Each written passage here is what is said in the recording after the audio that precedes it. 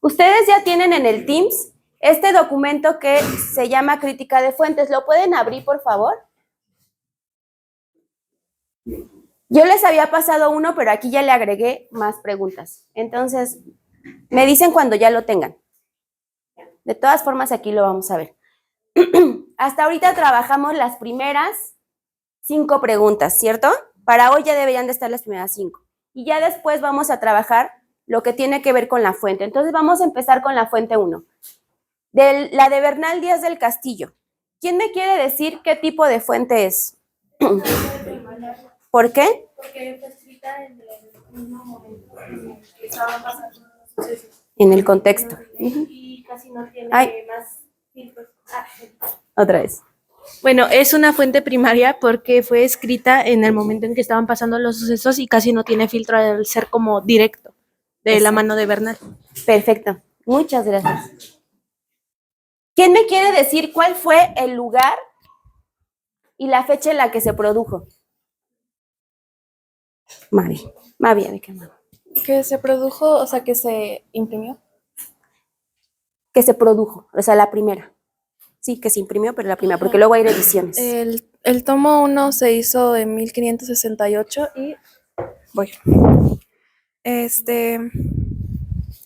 fue impreso por la Imprenta Real del Reino de Madrid y fue financiado por Fray Alonso Remón, predicador y cronista general de la Orden de la Merced, rendición de cautivos, dedicado a la católica majestad del mayor monarca de Felipe IV, rey de las Españas y Nuevo Mundo. Perfecto, Mavi. Muy bien, muchas gracias. Muy bien, ¿sí escucharon? No. ¿Alguien tiene alguna información diferente? Lo pregunto porque probablemente le salieron otras fechas, pero esto tiene que ver porque se rehacen las ediciones. Pero es lo que nos dijo Mavi, 1500, recuérdame Mavi, 68, esa va a ser la que vamos a tomar, ¿sale? Ahora, muchas gracias. ¿Quién me quiere decir quién es el autor? A ver, Alondra, ¿sí te gusta que te digan Alondra? ¿O sí, está bien, no hay problema. Bueno, el autor es Bernal Díaz, que en su momento era un buen cristiano y su vida giraba en torno a la fe y a la obediencia a la corona. Creía firmemente en la superioridad de la cultura y religión españolas y veía su llegada a estas nuevas tierras como una misión divina, difundir la fe católica y civilizar a los pueblos indígenas. Él describió a Malitzin como una mujer astuta, inteligente y de gran belleza, pero también reconoció su papel fundamental, aunque implícitamente, en la conquista, y gracias a ella pudieron comunicarse con los indígenas y establecer alianzas, ya que Malitzin, al ser una mujer indígena que colaboró con los españoles, era vista con desconfianza por muchos de los españoles y algunos la consideraban una traidora a su pueblo, mientras que otros la veían como una simple intérprete. Ok, muchas gracias, Alo. Muy bien. ¿Sí? ¿Alguien tiene algo diferente? ¿Está bien lo que nos dijo Alondra? ¿Coinciden? Perfecto. Muy bien. Entonces va a ser muy importante saber quién es el autor, porque cuando leamos la obra vamos a saber quién lo está diciendo, por qué lo está diciendo y vamos a entender por qué lo está explicando de esa manera. Entonces, estamos hablando de un conquistador español que habla desde él como testigo. Eso va a ser súper importante. Él va a ser testigo del proceso histórico y se liga con la siguiente pregunta, bueno, con las siguientes dos. ¿Cuál es el contexto histórico de la fuente? ¿Quién me quiere decir? No le tengan miedo a la cámara ni al micrófono.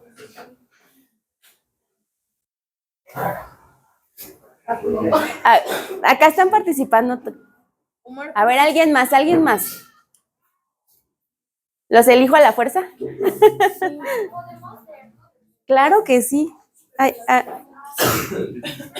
Bueno,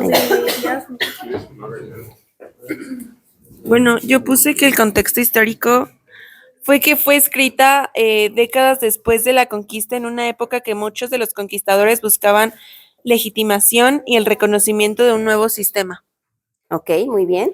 ¿Quieren comentar algo más? ¿Sí? Muchas gracias. Fer, ¿vas a participar? Bueno, nosotros como equipo pusimos que en el ámbito social se refleja el choque cultural entre los pueblos indígenas y los españoles y que aquí los conquistadores buscaban imponer la religión cristiana y dejar a un lado toda esta cultura y creencia que había en los indígenas. Muy bien las dos participaciones. Entonces estamos frente a un contexto del choque de dos culturas, ¿sí? Pero no un choque así como así, o sea, hubo una conquista, una invasión, que ya vimos el contexto, ya vimos todo ese contexto de qué estaba sucediendo en España, qué estaba sucediendo acá, y les hago una pregunta. Bueno, ahorita vamos a entrar a Malinche, pero por ejemplo, con el contexto que ya tenemos, ¿podemos considerar que Malinche fue una traidora? ¿Por qué no? Porque esa no era su intención. O sea, o sea, no era su intención, o sea, ella solamente quería de que traducir y así, o sea, no se puede considerar como Cuando traición. se habla de traición, por ejemplo, ay, mi novio me traicionó, mi novia me traicionó. ¿Por qué hablamos de traición? Por una mentira. Ajá, sí hay una mentira, pero hay una relación de por medio, ¿no? Ajá, o sea, cuando hablamos de traición es porque tenemos una relación estrecha, porque somos familiares o porque tenemos una relación amorosa, porque somos amigos. Uno no puede hablar de traición con alguien que no conoce, ¿están de acuerdo? Entonces, por allá vamos.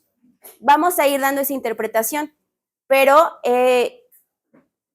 acuérdense que México no era México y que no podemos hablar de una traición a una patria porque esa patria no existía y que muchos se unieron, no solo Malintzin, o sea, Malintzin fue una de un montón de nativos que se unieron para derrocar a quienes los dominaban, ¿sí? Entonces, eso va a ser una cosa importante. Ese es el contexto que quiero que recojan. Ya lo hemos venido trabajando en las sesiones pasadas. Ahora, ¿para qué fue escrito? Esto también es muy importante para entender al autor. ¿Para qué fue escrito? ¿Quién me quiere decir? Pero primero levantan la mano para que les llevemos al micrófono. ¿Para qué? ¿Cuál fue la intención? ¿Cuál fue la intención del autor para escribir esa obra? ¿Qué quería? A ver. Acá está el micrófono. Gracias. Bueno, pues las intenciones de Bernal eran más que nada como que en primer momento contar la historia desde su perspectiva y desmentir otro libro que ya estaba, que alguien más escribió, pero de alguien que no había estado ahí. No me acuerdo cómo se llamaba el señor, pero estaba lleno de exageraciones. ¿Se apellidaba Gómara? Creo que sí. Bueno, y fue principalmente para dejar constancia de lo que realmente sucedió, contar la historia con la verdad y la sencillez de alguien que estuvo allí, honrar la memoria de sus compañeros caídos en la batalla, dejando registro palpable de la historia y explicar los motivos que llevó a conquistar tierras e intentar demostrar que su misión era justa y necesaria. Muy bien, Alondra, muy bien. Ahora me voy a pasar para acá para que también esta parte del salón participe. A ver, la volteamos. Entonces, de acá, ¿quién me quiere decir para qué fue escrita? ¿Para qué fue escrito la historia verdadera de la conquista? ¿Por qué se llama historia verdadera de la conquista? A ver, corre. Primero levanten la manita para llevarles el micrófono. Porque fue vista por un testigo, como usted dijo, entonces es el enfoque, y como lo que él vio, entonces lo cataloga como verdadero porque él estuvo ahí, y comparándola con otros escritos que no tienen la misma fuente, que es directa, entonces por eso lo pone como la verdadera historia. Exactamente. ¿Alguien me quiere hablar del otro escrito? ¿Investigaron sobre el otro escrito? ¿Qué otro escrito había? O sea, ¿por qué una historia verdadera? Como Niurka, que dice, es mi verdad, ¿no? O sea, la gente tiene sus verdades. ¿Una historia verdadera frente a quién? Había otra obra. ¿Esa obra qué contenía? ¿Qué versión contenía? ¿Qué versión contenía la otra obra? No sé. Ándale, sigan hablando, ¿eh? ¿Alguien acá? No, la que habías dicho tú, de Gómara, López de Gómara. ¿Cómo creen que presentaba la verdad esa otra versión? ¿Cómo se presentaba? Voy a tener que quitar los micrófonos para que no se apenen y hablen, porque están muy tímidos, muy tímidos. ¿Qué verdad habrá querido decir Bernal Díaz del Castillo? ¿Sobre qué otra versión? ¿Cuál era la otra versión? ¿Qué tenía la otra versión? ¿A quién sobresaltaba? A Hernán Cortés, sobre todo, ¿sí? O sea, va a ser muy importante. Después de la conquista, imagínense, se descubre otro mundo, se descubre otro continente, se conquista un territorio. De pronto en España toda la gente voltea a ver hacia allá y ven una posibilidad de hacer nuevos reinos, de extraer nuevas cosas, de conocer nuevos territorios. ¿Y quién se llevó la gloria? Hernán Cortés. Y entonces ustedes pregunten en su clase de lectura y redacción, se escribía mucho como una cosa caballeresca, ¿no?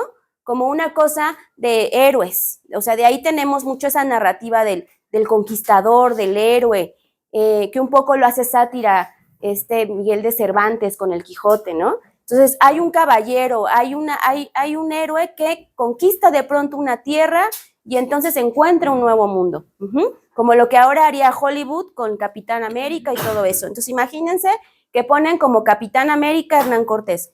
Y entonces toda la gente que participó con él dice, pues, ¿qué onda? O sea, si no nada más él, o sea, él solito no hubiera podido, ¿no? Y ya vimos que él solito no pudo, ya vimos que hubo una serie de factores que hicieron que conquistara. Y entonces levanta la mano un soldado y dice, no, yo voy a contar la historia verdadera. Y ese soldado fue Bernal Díaz del Castillo.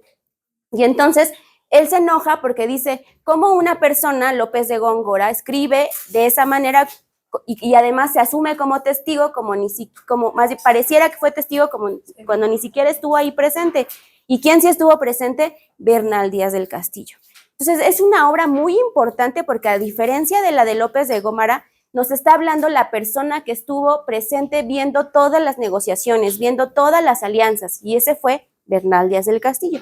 Y entonces él nos va a hablar, en su obra que tiene varios tomos, va a contar todo desde el inicio, pero nosotros agarramos solo un fragmento, el que presenta a Malintzin, ¿sí? Y entonces, ¿cómo la va a presentar? Entonces, vamos hacia allá. Él va a narrar lo que vio. ¿Creen que su intención de presentar a Malintzin fue darle un papel protagónico a ella? ¿Cuál habrá sido su intención? Demeritar a Hernán Cortés. Él no le va a decir traidora porque para él ella solo fue una pieza más. O sea, él no la va a llamar traidora. Él solamente va a hablar como testigo. ¿Se acuerdan del pleito de la cafetería? ¿No? Bernal Díaz va a ser un testigo del pleito que pasó, ¿sale? Él va a hablar desde lo que vio. Yo vi que pasó esto, esto y esto. Y en eso que vio, vi una mujer que ayudó a Cortés en las negociaciones a hacer las alianzas. Entonces nos va a narrar de lo que vio de esa mujer, pero eso va a servir para la reinterpretación de los demás. Entonces va a servir para que Octavio Paz diga, fue una traidora. Y va a servir para que otros historiadores digan, no, ella no fue una traidora, ella fue víctima de su contexto, ¿no? Pero esa crónica que él escribió va a servir para múltiples interpretaciones. Entonces vamos a entrar a ver un poco esos fragmentos, ¿sí? Les digo que esta va a ser un poco, la van a sentir quizá, espero que no, un poquito más pesada que las demás, pero espero que ya hayan hecho ustedes el trabajo. Levante la mano quien ya leyó estos fragmentos de Bernal Díaz del Castillo. ¿Les pareció pesado? Un poquito, lo tuve que leer como 4 veces porque las palabras no sé. Y además, como son fragmentos, pues estaban ustedes descontextualizados, tuvieron que investigar un poco más. Sí, y además el español era como extraño. Ajá. Más por cómo se escribía, pero sí, no fue pesado, sino como tedioso. No fue como pesado, sino como tedioso tener que interpretar lo que decía o lo que trataba de decir Bernal del Castillo de su español a nuestro español de ahorita. Perfecto, muy bien, gracias, Dani. Entonces, vamos a leer. ¿Ya la tienen ustedes ahí? Miren, en este fragmento 1, como si fuera obra de teatro, acto 1, describe ¿De dónde viene Malintzin? ¿De dónde viene? ¿Quién era? Y vean cómo se va a referir a ella. ¿Cómo se va a referir a ella? No va a ser como una cosa de subordinación. Cuando le dice doña Marina, tiene todo una contextualización, ¿sale? Le dice doña Marina, no le dice Malinche, no le dice India, le dice doña Marina. ¿Por qué? Vamos a verlo. Entonces aquí, acto 1 nos la va a presentar. ¿Quién me ayuda a leer este fragmento? Chicos. Si quieres, sin micrófono para que se animen. No, con micrófono para que se Allá. A ver, allá atrás. ¿Sí te podemos pasar el micrófono o te da penita? Va, gracias. ¿Me recuerdas tu nombre? ¿Cómo? Cintia. Ay, Cintia. Cintia. Gracias, Cintia. Adelante. Fragmento, Sigamos los demás, por favor, el fragmento. Sigamos los demás. fragmento 1. El mismo fraile, con nuestra lengua aguilar, predico a las 20 indias que nos presentaron muchas buenas cosas de nuestra santa fe, y que no creyesen en los ídolos que de antes creían que eran malos y no eran dioses, ni les sacrificasen, que las traigan engañadas y adorasen a nuestro Señor Jesucristo. Hasta ahí. Nos está hablando ahí cuando el ejército español pisa las tierras del sur y tiene un enfrentamiento, gana y les dan como un botín de paz, y en ese botín iban alimentos y además iban 20 mujeres. Y en esas 20 mujeres iba Malintzin, ¿sí? Y entonces aquí nos está hablando de esa, dice, predicó a las 20 indias, no presentaron muchas buenas cosas, y está hablando de un bautizo, ¿sí? Continúa, por favor. Sí. Luego se bautizaron, y se puso por nombre Doña Marina, aquella india y señora que allí nos dieron, y verdaderamente era gran cacica, e hija de grandes caciques y señora de vasallos, y bien se le parecía en su persona. Diré más adelante cómo y de qué manera fue allí traída. Las otras mujeres no me acuerdo bien de sus nombres, y no hace el caso nombrar algunas. Mas estas fueron las primeras cristianas que hubo en la Nueva España, y Cortés los repartió a cada capitán la suya y a esta doña Marina. Como era de buen parecer y entremetida y desenvuelta, dio a Alonso Hernández Puertocarrero, y cuando fue a Castilla estuvo la doña Marina con Cortés, y hubo en ella un hijo que se dio don Martín Cortés. Hasta ahí. ¿Por qué creen que las hayan bautizado? Para evangelizarla. Ajá. ¿Pero qué más? ¿Para qué las bautizaron? ¿Por qué creen que era importante? Les regalaron unas esclavas, 20 esclavas, y se las repartieron entre los españoles. ¿Y por qué era importante? Ellas fueron las primeras bautizadas. ¿Por qué? ¿Por qué habrá sido necesario bautizarlas?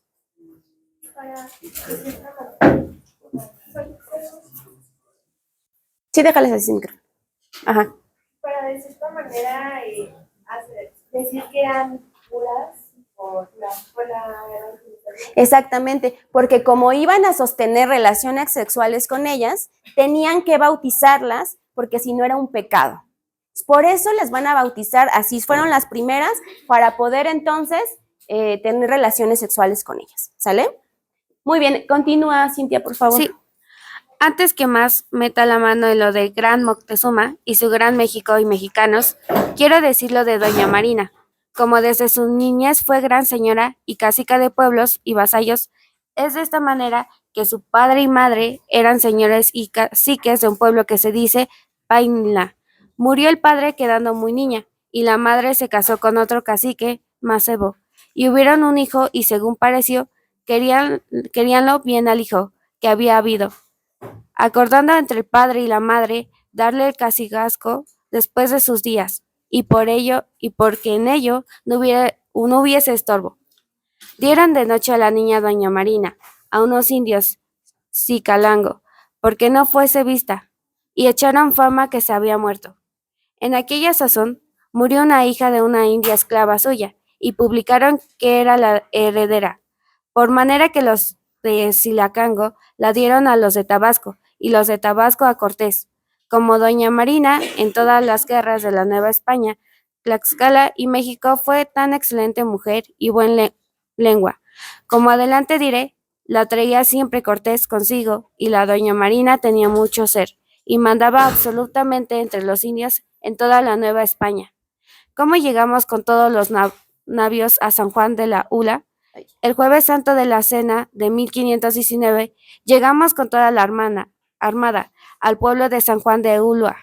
Otro día, que Viernes Hasta Santo ahí. de la ¿Ya Cruz. acabó el fragmento 1? Ya casi falta. Ah, ya, ok, sí, gracias. Desembarcamos así caballos como artillería en unos montones y médanos de arena, y allí hay altos, que no había tierra llana, sino todo. Ok, hasta ahí, Cintia, gracias. Entonces, ¿qué nos está diciendo en ese primer fragmento? ¿Cómo nos lo está presentando? ¿Quién me quiere decir?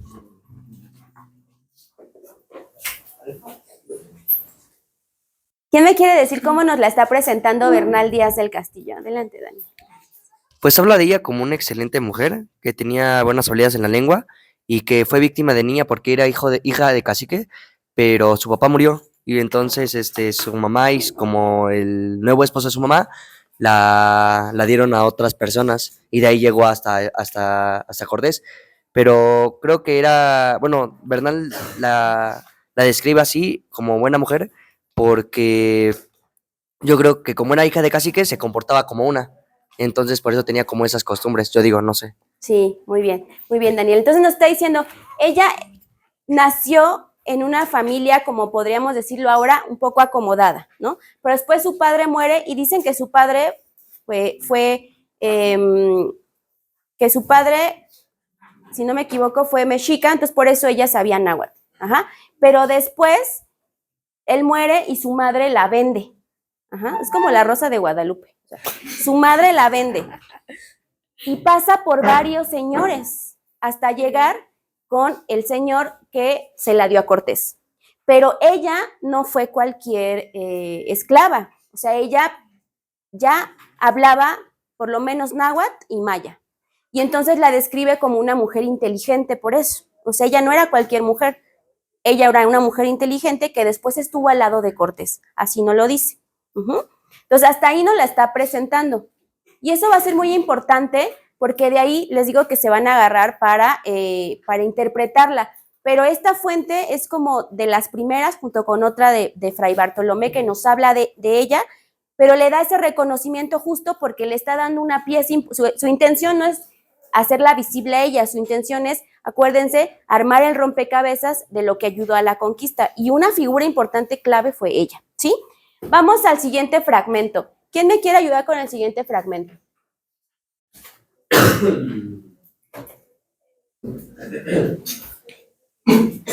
A ver, ya Mavi. Una india vieja, mujer de un cacique, como sabía el concierto y trama que tenían ordenado, vino secretamente a doña Marina, nuestra lengua, y como la vio moza y de buen parecer y rica, le dijo y aconsejó que se fuese con ella a su casa si quería escapar con vida, porque ciertamente aquella noche o A el ver, otro permíteme día... tantito, Mavi, déjenles doy el contexto.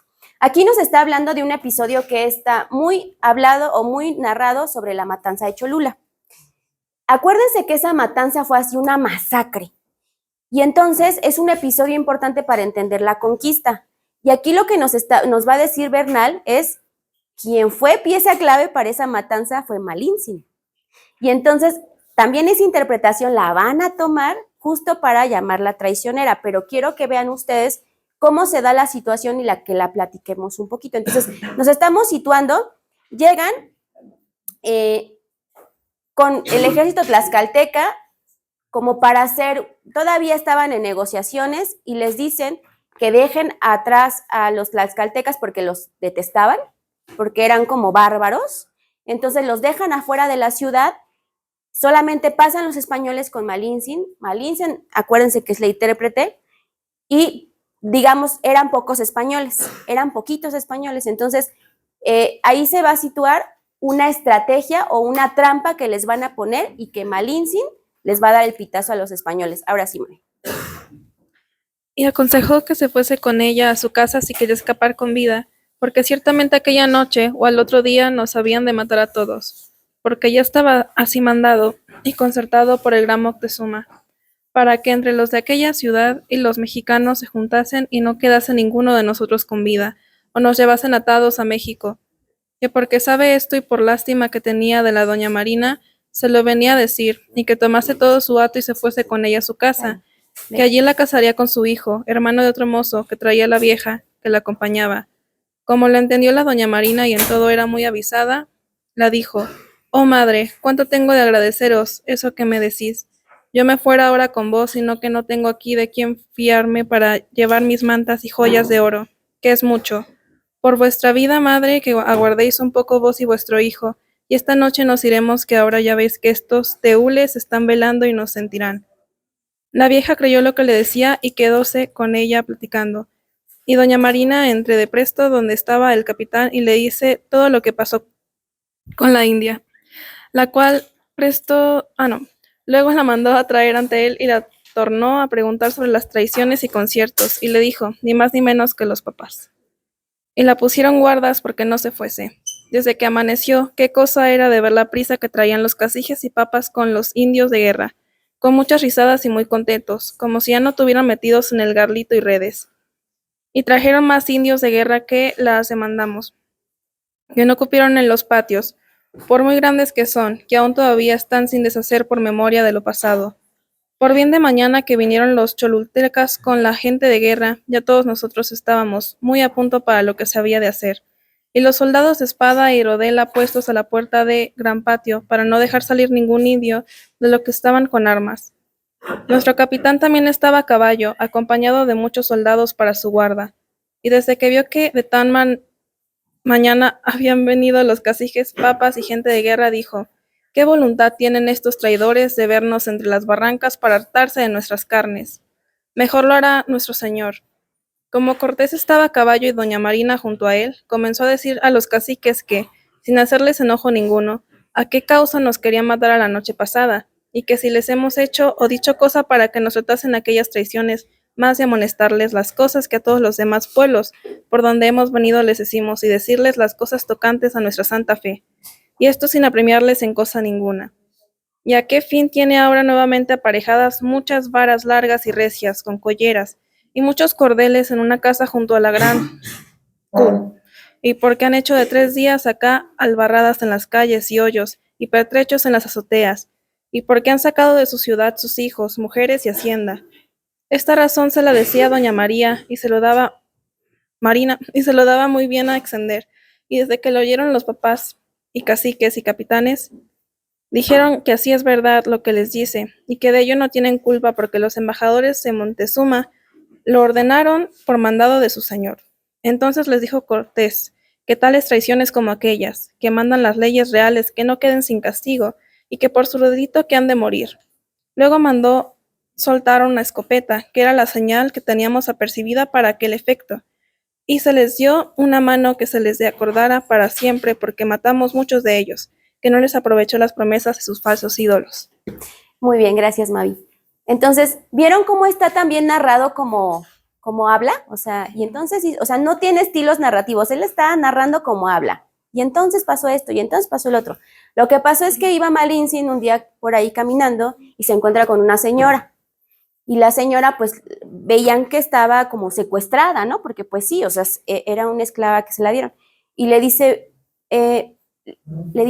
le cuenta que hay una emboscada por parte de Moctezuma y que ella le ofrece salvarla, que los van a asesinar a todos, pero que ella le ofrece casarse con su hijo, porque acuérdense que pues ella era una esclava y entonces tenía la posibilidad de redimirse o de protegerse en una familia. Entonces ella le dijo: yo te caso con mi hijo, te lo ofrezco, y vente ya con nosotros porque van a matar a los españoles. Y entonces ella le dijo: ay, gracias señora, qué bueno que me alertó, le agradezco mucho, pero es que quiero llevarme todas mis cosas. Traía muchas cosas, traía joyas, traía buena ropa, entonces déjeme ir por mis cosas y llego con usted y muchas gracias por salvarme, ¿no? Y entonces lo que hace Malintzin fue de ir con Cortés y decirle: ¿qué crees? Que hay una emboscada y los van a asesinar a todos. Y me lo dijo la señora del mercado porque me dijo así y así y así. Y entonces, a ver, tráiganmela. Y es verdad que esto va a pasar. Entonces, obviamente ya con una presión, pues ya la señora dijo: sí, eso va a pasar, ¿no?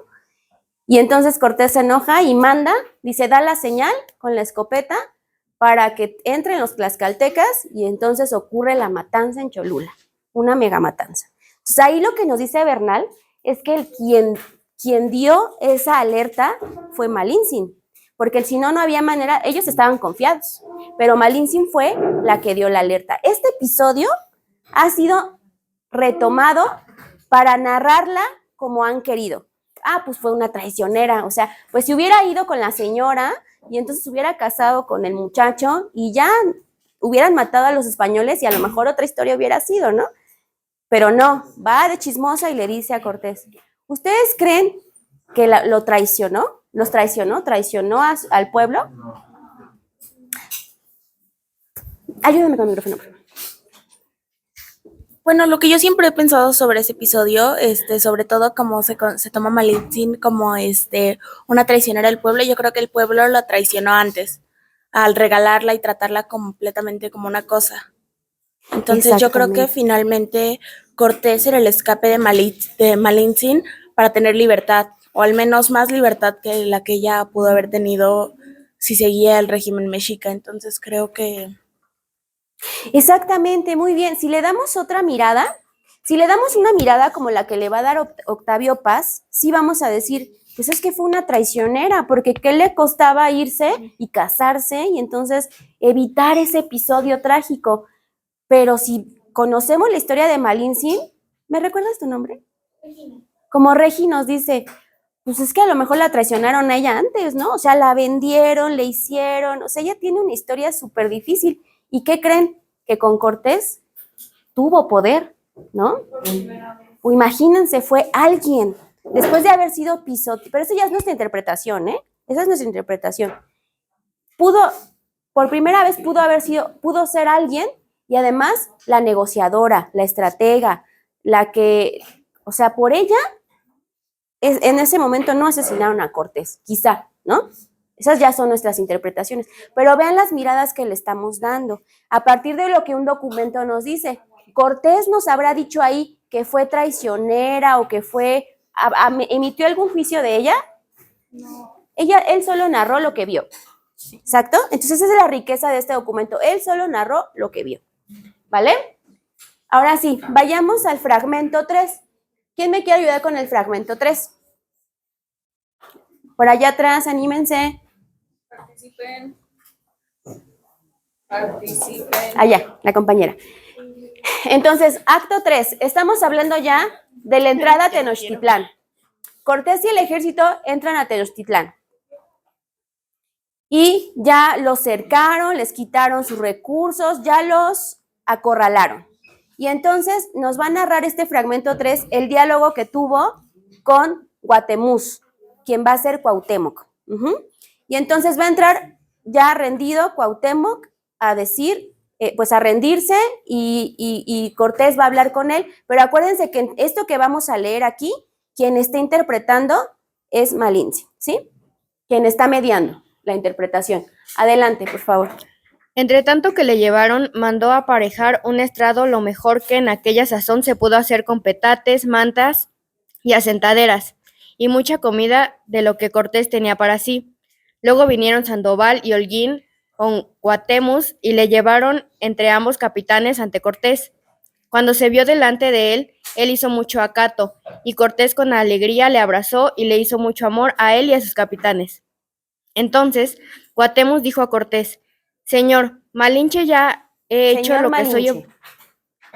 Señor Malinche, así. Ya he hecho lo que soy obligado en defensa de mi ciudad, y no puedo más, y pues vengo por fuerza y preso ante tu persona y poder. Toma ese puñal que tienes en la cintura y mátame luego con él. Cuando éste le decía, lloraba muchas lágrimas y sollozos, y también lloraban otros grandes señores que consigo traía. Cortés le respondió con doña Marina y Aguilar muy amorosamente, y le dijo que por haber sido tan valiente y volver por su ciudad, le tenía en mucho más su persona, y que no era digno de culpa ninguna, que antes se le ha de tener a bien que a mal, que pues ya es pasado lo uno y lo otro, no hay remedio ni enmienda en ello, que descanse su corazón y el de todos sus capitanes, y que él mandará a México y a sus provincias, como de antes. Guatemuz y sus capitanes dijeron que no tenían en merced. Cortés preguntó por la mujer y por otras grandes señoras mujeres de otros capitanes que le habían dicho que venían con Guatemuz. Y el mismo Guatemus respondió y dijo que había rogado a Gonzalo de Sandoval y a García Holguín que le dejasen estar en las canoas donde venían hasta ver lo que Malinche les mandaba. Hasta ahí, ¿verdad? Entonces, aquí nos habla de otro personaje, Jerónimo de Aguilar. También Jerónimo de Aguilar fue intérprete porque a él lo secuestraron y entonces aprendió el idioma maya y entonces los tenía los dos porque Jerónimo hablaba maya y español y Malintzin hablaba maya, náhuatl y un poco de español. Entonces, entre Jerónimo y Malintzin, pues hacían como ese papel de interpretar para Cortés.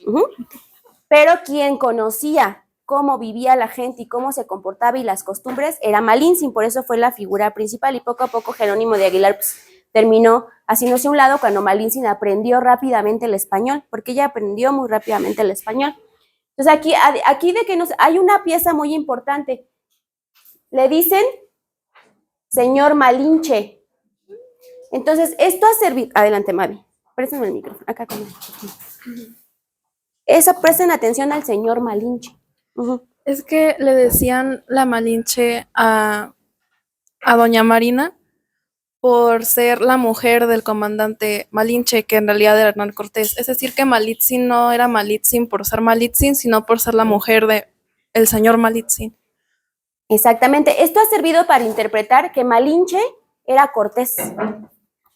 Porque también porque al revés, estaba al lado de Malintzin.